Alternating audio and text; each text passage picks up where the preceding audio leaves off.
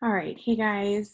I'm still trying to figure out exactly how to use this whole system here. So hopefully it will kind of work itself out.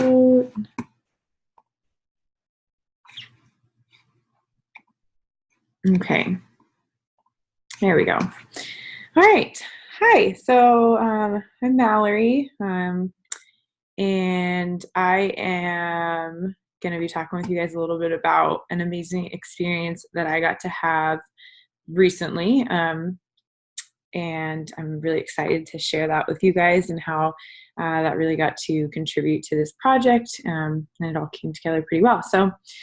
Um, so I chose to look at Peruvian culture or explore Peruvian culture.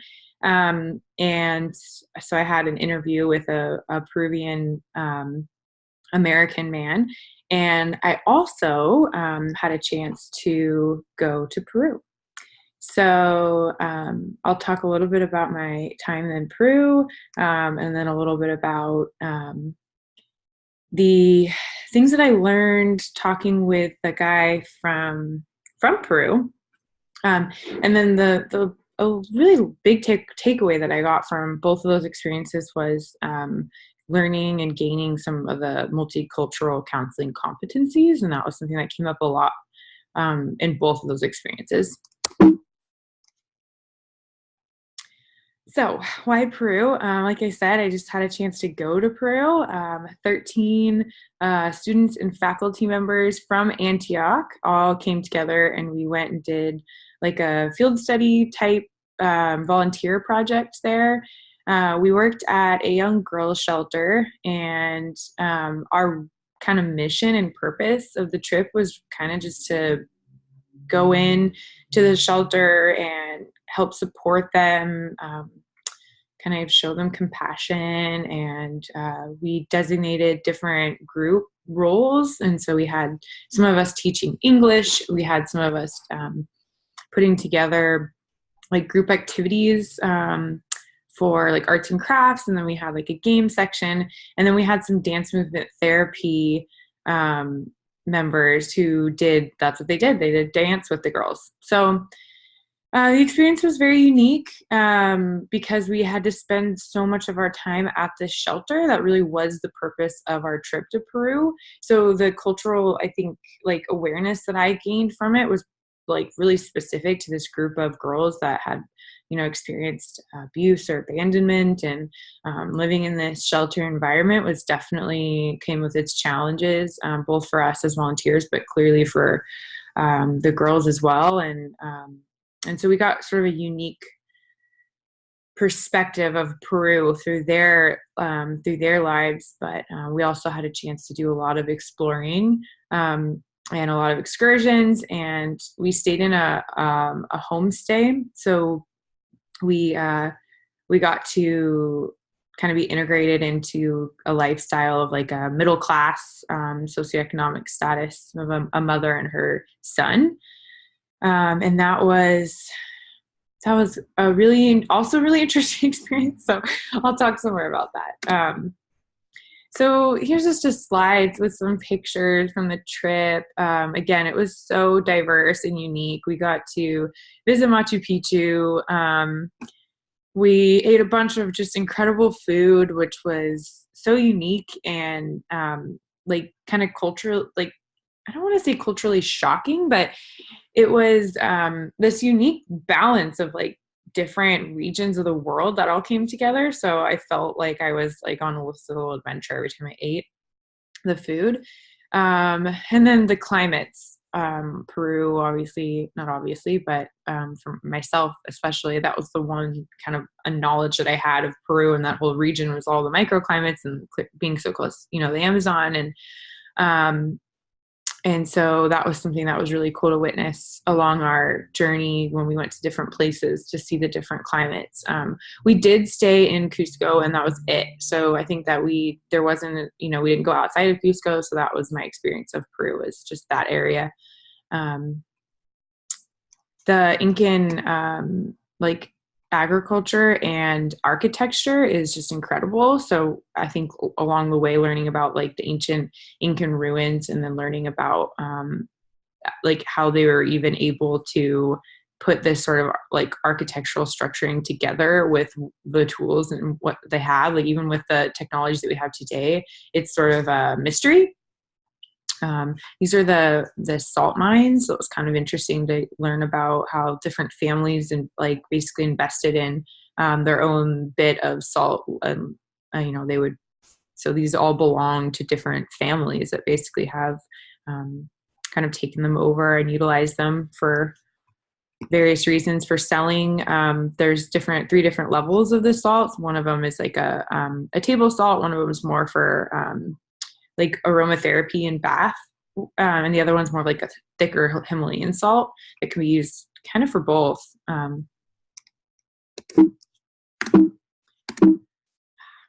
Okay. So my learning and growth experience throughout this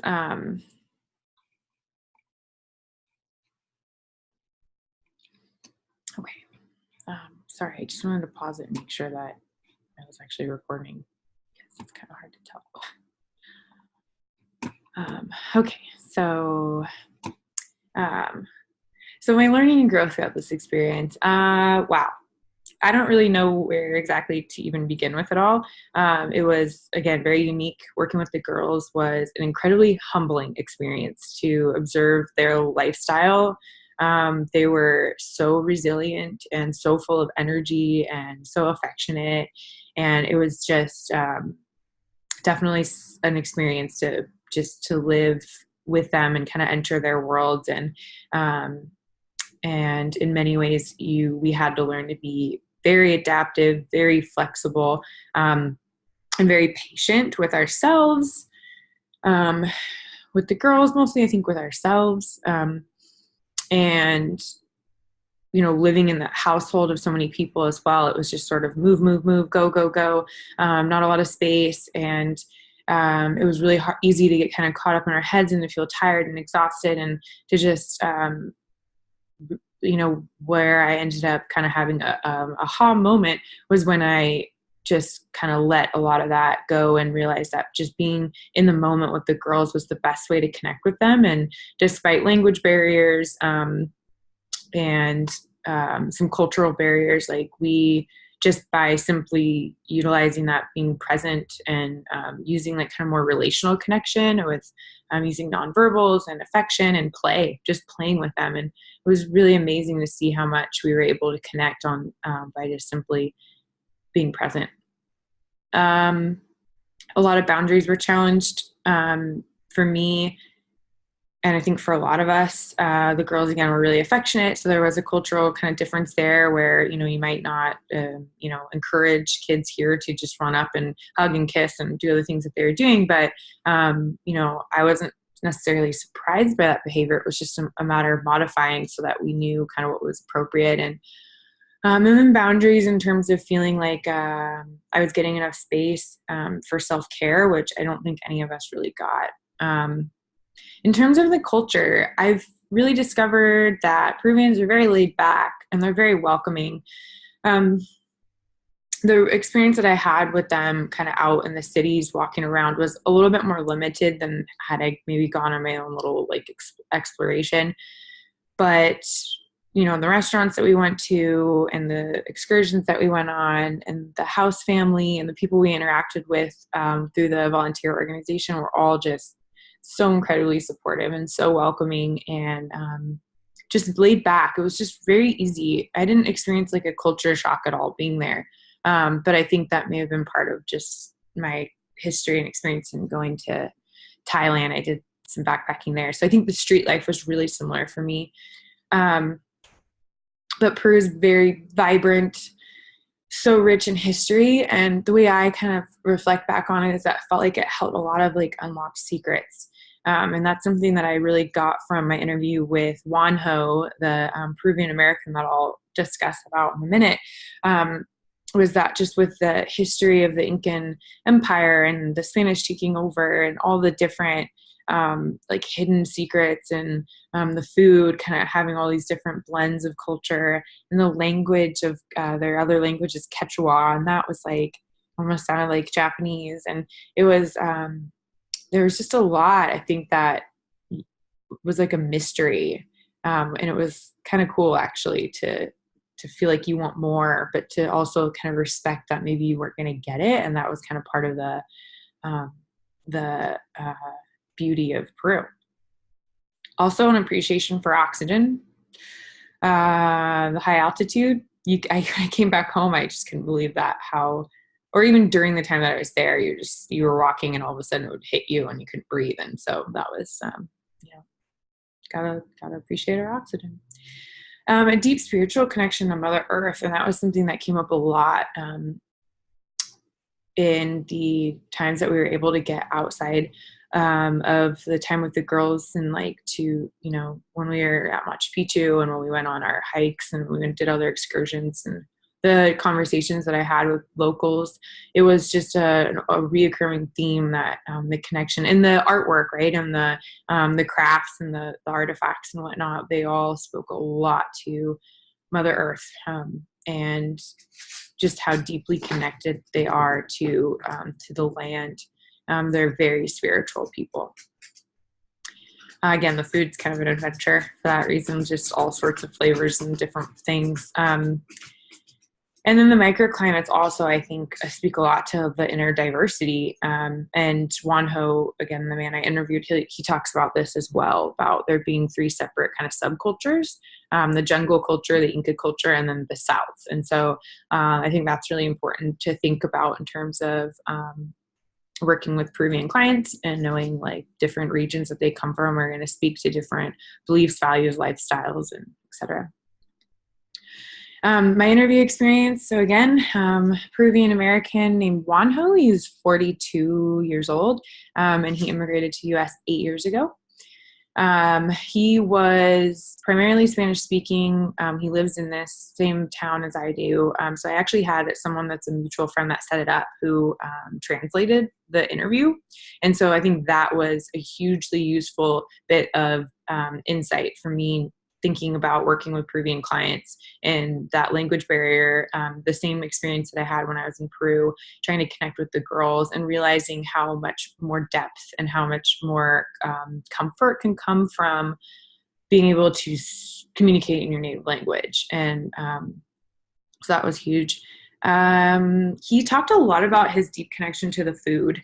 And I thought that was really cool because I love to cook and I love food. And I think that some aspect of traveling for me that's really important is to experience the culture through the food, because it is really important. And I noticed that a lot when I was there, and for him to speak on that more was kind of cool and something that I will keep in mind when I think about Peruvian life. And I think that connection to the food speaks a lot to the connection to the land and the Mother Earth, and just knowing kind of that there's a story behind the agriculture and how that plays into one's like history and identity.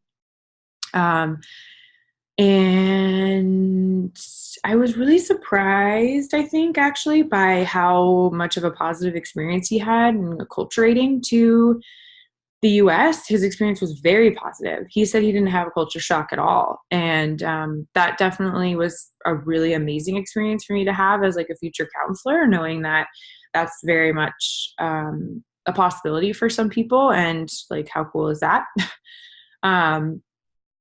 And he spoke a lot about how welcoming Peruvian people are, and how he just wants to connect with all people from all over the place, and he's so accepting, and he's so and he was that way. He was so friendly, so warm, so excited to have an opportunity to talk and to connect. And he just wants to meet more people. He loves his life in the US for that reason, because he thinks that it's very easy here to meet new people and to connect and to diversify himself and to teach others about his culture. And so that was really amazing to hear from him, and having such a positive experience here.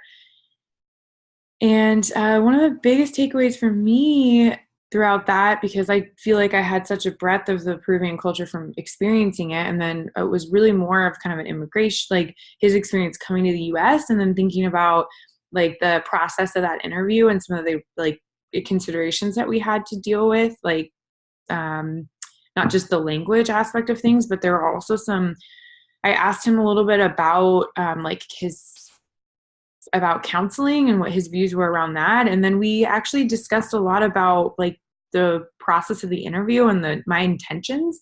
And that was something you could tell was creating some distance between the two of us. He was feeling like, I think he just didn't really know what the purpose of the interview was. And he didn't know if he was supposed to answer things a certain way. And then when he found out, and like I kind of told him like I'm, in this particular like field, and I think his stigmas around what counselors do, he wanted to know what my professional opinion of him was by the end of it. And we spent some time like discussing my role, and I've spent a lot of time trying to like become on equal ground as him and just, gently remind him that the purpose was just for me to gather some information. And I was so thankful that he was willing to share with me, and that, he actually is a lot like me, and that he loves people, and he loves to diversify, and he loves traveling. And that really my whole point of connecting with people like him is just that I want to be able to have the opportunity to connect with people at a deeper level, and to just assist them in ways that are very different from the stigmas that are around counseling. And so I think after we went through that, he was able to really start to connect more with me, and he really wanted to see me again. And I think he was really thankful, and it took some time to do that. And it was something that was like, wow, okay, I can see how, I can see now how multicultural competencies can be used practically, and why they need to be used, and how important building that really deep trusting relationship is in order to progress forward. Because there was a lot he'd not share with me. And I got the feeling that a lot of that was due to him not trusting whether sharing some immigration information, things about his family, were safe and appropriate. So that was something that stood out a lot for me. Looking at the education that we've had throughout this course versus my immersion experience in Peru and in the interview with Juanjo, was that I realized I had very limited knowledge, awareness, and experience with Peruvian people and the culture. Going into this, I had no idea. When I found out I was going to Peru, I was so excited. Not found out. When I decided to embark on that trip, I just love traveling. So for me, anywhere I can go, I will jump on it in a heartbeat. And I did some research prior to going out there, but it was limited. I was, we were all caught in time, like kind of time constraints, and with school and everything, it was very difficult. But throughout the course, we had a section on looking at a Latino group, ethnic groups, which we covered in the Hayes and Orford, and then some counseling videos. And that was really, really useful in terms of recognizing like a collectivist worldview, understanding some of the things that I mentioned with working with Juanjo, and breaking down some of those cultural barriers. That stuff was really important, and I think applies here. But it still felt like it covered sort of this umbrella of Latina ethnic groups, with a huge emphasis on the fact that there is a wide range of cultural diversity within this ethnic group, but it didn't discuss really Peruvian culture. And so I didn't get too much from that. But of course, it was like a really great point to move forward with. I learned through the immersion experience and through research. So through the education piece, something that I was able to get some more constructive feedback from was help-seeking statistics, and particularly for those that immigrate here, and understanding that a lot of them are going to be denied some of the same opportunities and access to some things like job placements and things like that. So that was important to recognize and through the education piece. And then for the immersion aspect of things, I felt like I was able to get a deeper connection and appreciation for the history and the natural landscape of Peru, and as well as the multicultural counseling competencies, which of course we went through a lot in the coursework, but I thought that through the immersion experience, I gained a lot more of a practical insight about that, working with the girls in the shelter and working with and discussing things with Juanjo and the process of that interview with Juanjo. Particularly the language difficulties and some of the cultural and contextual differences in worldviews between the girls in the shelter and myself, and then with Juanjo as well, and building that like really strong trusting relationship with him in order to get some of that information where he feels safe and comfortable sharing that. Of course, in an interview, you don't expect that. Personal biases and beliefs. So I definitely, like I said, Hayes and Erford broadened my awareness around the fact that there is so much diversity among all these different Latino and Latina groups. But I would have, in the past had more of and probably still will until I know them more in depth, to have kind of a blended awareness about Latina groups, with just kind of this general awareness that there's obviously differences. But those really finite and nuanced differences, that's something that I still lack and I'm limited in. Also, I definitely had kind of a belief and bias that acculturation experiences for most immigrants are challenging and difficult. And Juanjo was proved me wrong there, right? He was an exception to that. Personally, I also haven't experienced culture shock much when I've traveled. So I shouldn't assume that everyone does. But I think just knowing that there is limitations in their opportunities and access to things, and just knowing language and having to integrate in a learning or in a living, like completely restarting your life somewhere, it's different from like myself, who has just traveled for a temporary time. So that was really a rewarding learning experience for me to hear about Juanjo's story. Another kind of belief of mine that I include in here, which is positive, is that I'm really open and not judgmental, and I'm very adventurous. So when I travel, it keeps me away from having like really rigid expectations. So in the interview process or anytime I meet anyone new through my travel experience, I don't come into it with this like really rigid sense of like, I'm not afraid of trying new things. I love being challenged by new things. And I really have a deep desire for being completely immersed into another culture. And for me, that means whatever food you put in front of me, I'm going to eat it. And whatever traditional, rituals or events or things, I'd love to be a part of it. I want to immerse myself as much as I can.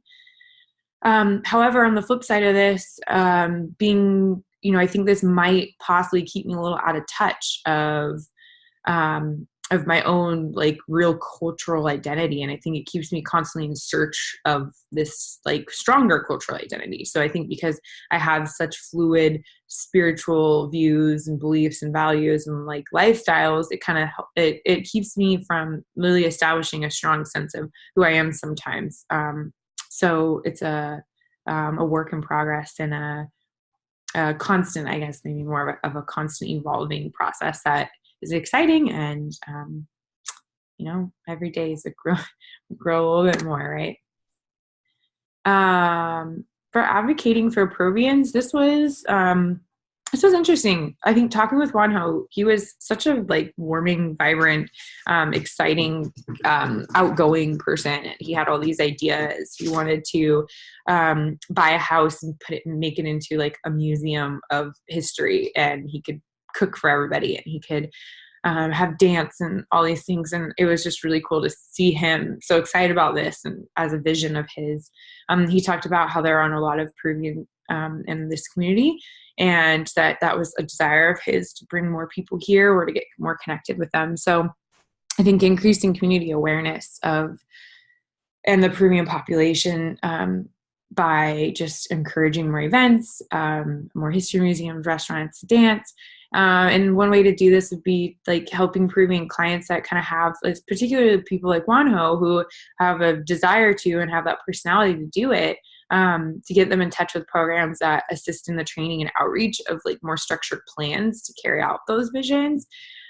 being a facilitator to kind of the innovative and creative ways and processes that, Peruvian clients come in with, and be able to find ways to spread that awareness and joy, whether that's connection with, making contact with other Peruvian communities through social media or other resources that I might have or connections I might have. So, reaching out to another community and saying, what do you guys have here for that? And just maybe finding groups or whatever that could be useful for them to feel more connected and kind of come together and help spread awareness.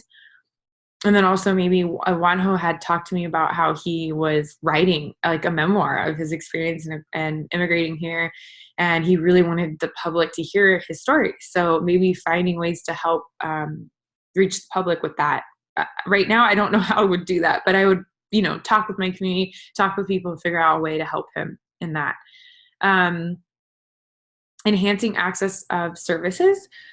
And strengthening the working relationship with native language translators and utilizing culturally appropriate assessment tools. So both of these speak to the language. So enhancing access to services by and strengthening the working relationship by, bringing in native language translators and having assessment tools that are appropriate, culturally appropriate, and translated into the native language so that they're able to feel as if that service is more accessible to them, so that they can deepen their thoughts and feel as if they're being evaluated and interpreted in ways that are appropriate for them and their culture and their worldviews and whatnot. And the working relationship too, because I think that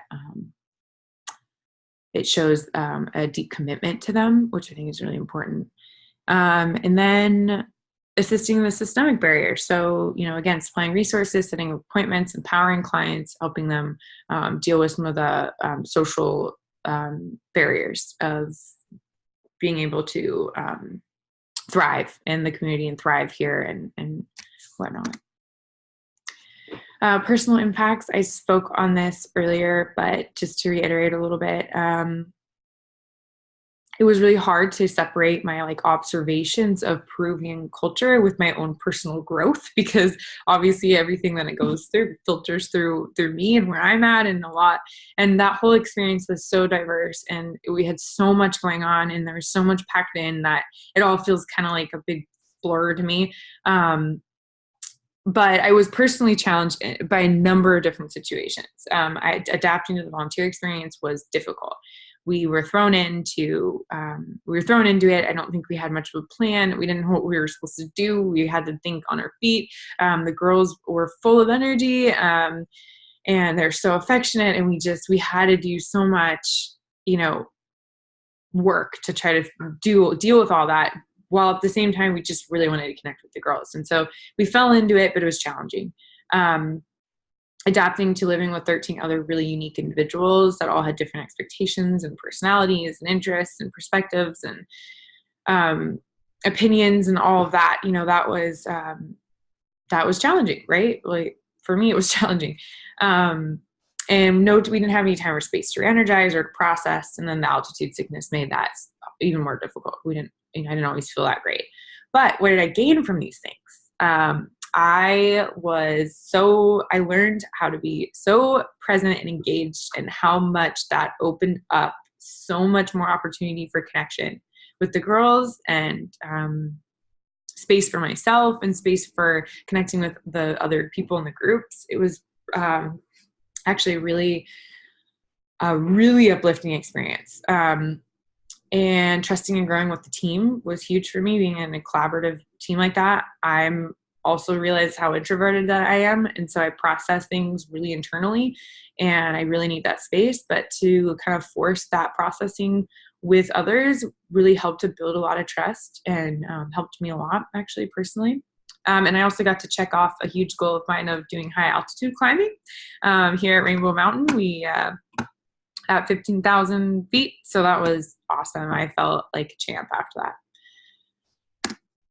that. Professional impact. So need to be flexible, adaptive, patient, and present throughout the entire experience was a lot to me like what it means to be a counselor. So this was huge for me. And I got to feel that in a very practical way, and realize the power of that. Also, the multicultural awareness and use of competency training in practice during my interview with Wanho. And then just a deeper understanding of Peruvian culture that I had literally no awareness or knowledge of prior to this. And I think that's going to help me a lot working with clients that are from there. So that was through the immersion, the interview, but also some of the research that I did too, that I had to do to go into the paper. It was really useful for me, like I said, with help-seeking behaviors, understanding the different rural and urban communities and like technology and things that maybe we didn't have to face like head on while we were there. But once you take a step back and you kind of look at that, again, kind of got to take a step back. It was unique that I had the cultural experience first before I had the interview with Wanho, because I felt like I could almost connect with him on certain things differently than had I done them flip-flop. So and then I just have a last slide here that talks a little bit about some of my future goals and plans to kind of do some more cultural immersion. And one of them is that I'm now living on the West Coast in Washington State, and I'm going to be doing a cross-country road trip all the way to the East Coast, where I'm moving to Maine. And so this is going to give me a chance to explore some of the United States deeper roots and the different historical sites that we go along the way, but also to know, this country from that side of the eastern side. So that's exciting. In September, I'm going to be heading to Thailand to teach English for 6 months until April. I am so in love with Thailand. My heart is there. So that's just going to give me even deeper experience being with the Thai kids. And then also just the experience of living in another country for that long is new to me. I just want to keep traveling. It's so important to me. And then some more community outreach when I get back, as well as my practicum and internship. Obviously, that's going to help me a lot. I think that practical experience that I had even with Wanho, it just really widened like my whole perspective on how important it is to just take in clients and just begin that process. And also the continuous self-reflection and self-care is so important to me when it comes to cultural competency, because you really need to know every step of the way, allow emotions and things and biases and perspectives and stereotypes and everything to come up. And you got to deal with those things throughout the process. And you have to know when you need to take a step back, because burnout exists, it's real. And especially with in working with culture as like a major important aspect of potential harm and non-harm when it comes to clients, you have to be really self-aware. So anyways, that's it. Thanks guys for listening. I am really looking forward to visiting your guys's presentations and experiences. And thanks so much for, again, listening. And it's been awesome. This class has been really awesome. I've learned a lot. So I will be taking this one with me for a long time. Thanks guys.